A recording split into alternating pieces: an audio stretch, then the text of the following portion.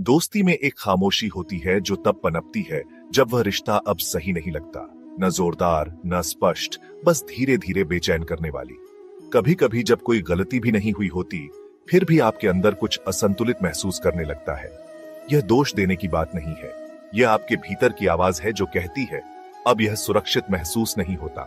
भगवत गीता दोस्ती के आधुनिक संदर्भ में कुछ नहीं कहती, लेकिन यह हमें भावनात्मक धर्म का सार सिखाती है। मोह से मुक्त होकर कार्य करना और बिना भय के अपने सत्य में खड़े रहना। जैसे अर्जुन प्रेम और भ्रम में जकड़े युद्ध भूमि में ठिठक गए थे, वैसे ही हम भी उन संबंधों को छोड़ने में हिचकिचाते हैं जो पहले कभी हमारे बहुत करीब थे। लेकिन भावनात्मक स्पष्टता आत्मसम्मान का एक रूप है और गीता हमें आराम के बजाय स्पष्टता चुनने को कहती है।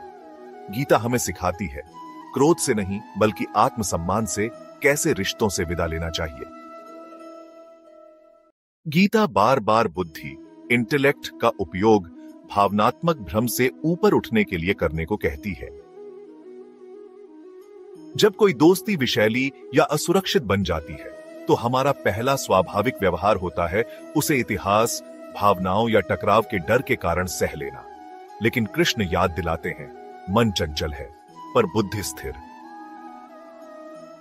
जब दोस्ती में डर भरोसे की जगह ले रहा हो, जब आप खुद को छोटा कर रहे हो उस रिश्ते को बचाए रखने के लिए, तब गीता कहती है भावना से नहीं विवेक से निर्णय लो।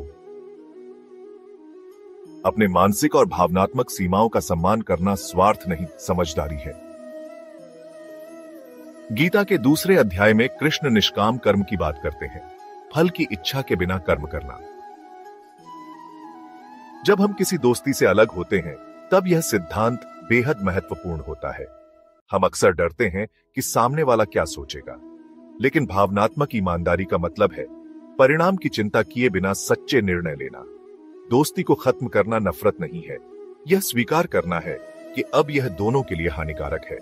कृष्ण कहते हैं जो फल की अपेक्षा नहीं करता वही वास्तव में स्वतंत्र है।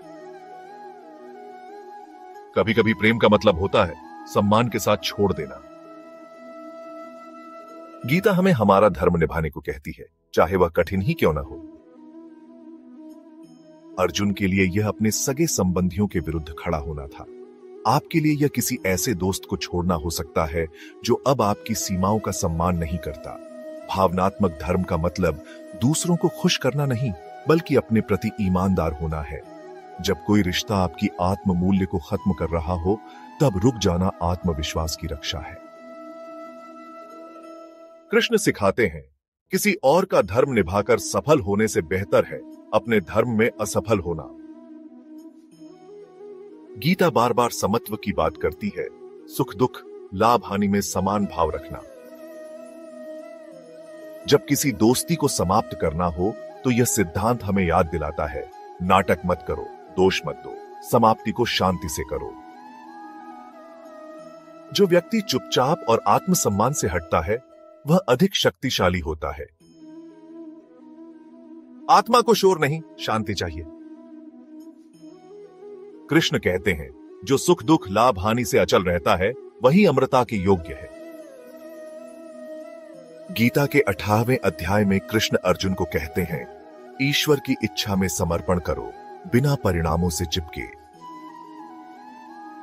दोस्ती समाप्त करते समय हमें अपराध बोध हो सकता है या शंका हो सकती है, लेकिन गीता सिखाती है समर्पण का अर्थ कमजोरी नहीं बल्कि भरोसा है।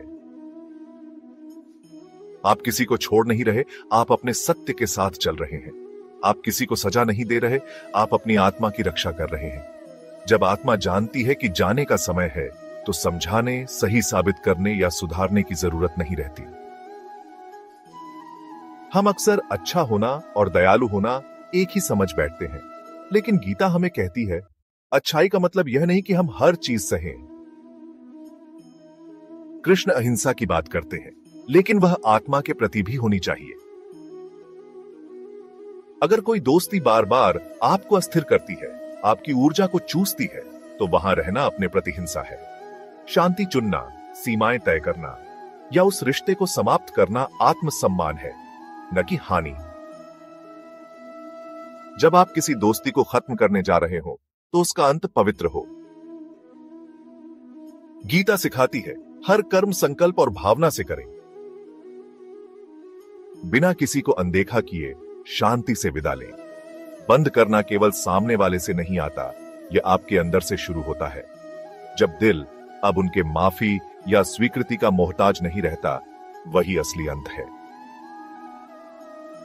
कृष्ण अर्जुन से कहते हैं, जो स्वयं में संतुष्ट है, प्रेम से कार्य करता है और मोह से रहित है, वही सच्चा शांति पाने वाला है। विहाय कामान्यः सर्वान् पुमांश्चरति निःस्पृहः निर्ममो निरहंकारः स शान्तिमधिगच्छति।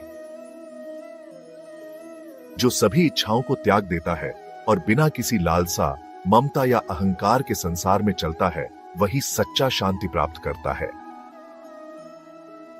जो दोस्ती अब आपको सेवा नहीं देती, उसे छोड़ना क्रूरता नहीं, स्पष्टता है। गीता सिखाती है, विरक्ति का मतलब ठंडापन नहीं है, बल्कि यह समझना है कि कब किसी को शांति से जाने देना चाहिए। सम्मान के साथ किसी रिश्ते का अंत अतीत को भुलाना नहीं होता, बल्कि वर्तमान का सम्मान करना होता है।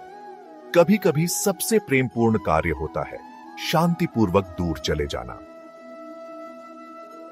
और उस मुक्त होने में आप अपने विकास, अपनी शांति और अंततः अपनी स्वतंत्रता के लिए जगह बनाते हैं।